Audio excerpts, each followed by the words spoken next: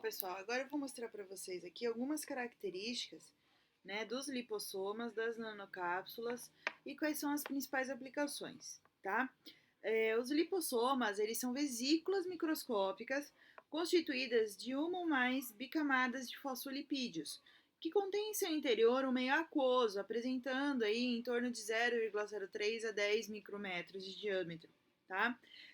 Como uma célula biológica, né, a membrana do lipossoma que circunda o meio aquoso é fina, mas ela é durável e protege o meio interno do externo, sendo capaz de regular o transporte das moléculas de dentro para fora para dentro, né? Funciona como uma portaria da célula. Então, a nossa camada bilipídica, se você olhar a imagem aí ao lado do lipossoma, você consegue observar que ela é bem parecida, né?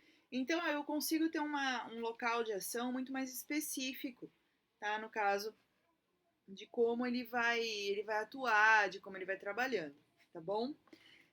Os lipossomas, eles podem encapsular tanto substâncias hidrofílicas ou lipofílicas. Por quê? Porque ele tem as duas partes, né? Então, tanto ele consegue se agregar a moléculas que sejam solúveis em água, quanto solúveis em gorduras, né? Enquanto, né, eles ficam absorvidos aí na membrana, tá? Dessa forma, eles podem ser utilizados para controlar a passagem de princípios ativos retidos na fase aquosa ou nessa membrana, tá? Então, o que acontece? É um facilitador aí na hora da absorção do fármaco na nossa célula. Isso é muito interessante, porque a gente não dependeria de uma absorção lenta, né? Já seria um facilitador, tá?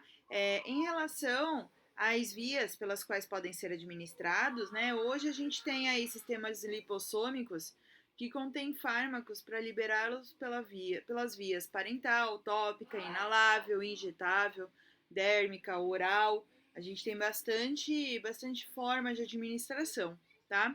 É bastante interessante também a gente falar que os produtos disponíveis comercialmente, eles são administrados pela via parenteral, né? Também tem essa facilidade, porque já vem absorvendo, né? Ele tem uma facilidade de entrar na célula melhor. Então, uma via parenteral é mais interessante, tá?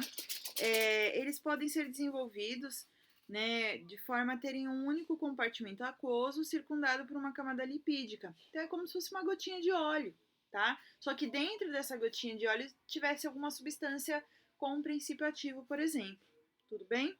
Então, essa é a parte boa de usar um lipossoma, tá bom?